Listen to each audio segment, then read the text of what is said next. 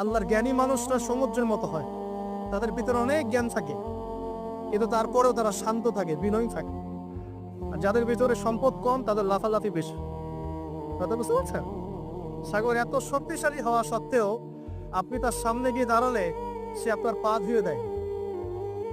আল্লাহ বিনয়ী মানুষ এমনই হয়, অনেক শক্তিশালী হওয়া সত্ত্বেও, সম্পদশালী হওয়া সত্ত্বেও তারা আপনার পা ধুয়ে দিক। অনেক শেখার আছে, অনেক কিছু। সাগর সম্পর্কে অনেক আয়াত আছে কোরআনে। যখন সাগরে নৌযান চলাচল করে তখন আল্লাহ পাক যদি ঝড় ঝাপটা দেন, প্রাকৃতিক কোনো বিপর্যয় দেন, তাহলে মানুষ মুখলেস ভাবে আল্লাহকে ডাকা শুরু করে।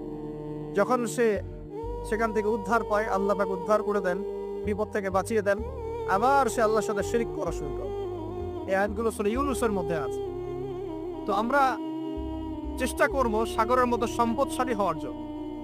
সম্পদশালী ভিতর থেকে, ভিতরে সম্পদ থাকবে, যেমন ভিতরে জ্ঞান থাকবে, কিন্তু বাইরে বিনয়ী ভাব থাকবে। সাগরের মধ্যে পা ধুয়ে দেওয়ার মানসিকতা থাকতে হবে।